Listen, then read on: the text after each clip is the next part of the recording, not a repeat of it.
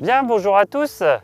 Donc bienvenue sur la plateforme de Warlu sur notre champ d'essai fertilisation blé.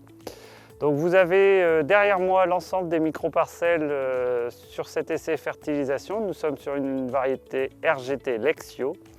Et donc je vais vous parler aujourd'hui de l'importance de la forme de l'azote et du fractionnement de l'azote.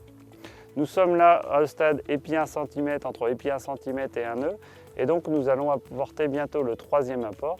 Et donc se pose la question de la forme d'apport. Est-ce que je dois faire du solide ou du liquide? Sur les essais que vous pouvez voir ci-contre, vous avez l'importance de la forme d'azote dans les résultats techniques et économiques. Et vous voyez qu'entre de la solution azotée et de l'ammonitrate, il y a beaucoup d'écarts de rendement liés à une volatilisation importante de la solution azotée l'année dernière, puisque c'est un essai de l'année dernière.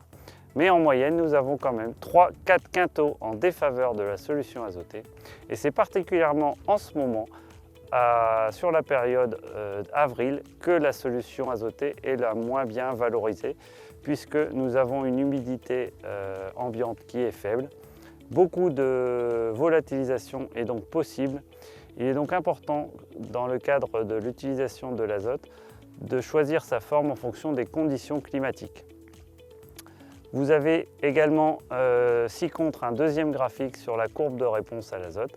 Vous voyez que le bon optimum technique et économique se situe à la dose X, voire la dose X plus quelques unités, 30 ou 40. Il est important dans le cadre de notre collecte et de nos expéditions à Dunkerque principalement, et chez nos amis douaniers, d'atteindre les 11 de protéines. Pour cela, le fractionnement est impératif. Sur des doses importantes, comme nous avons ici, nous avons un besoin total et une dose totale à apporter de 220 unités.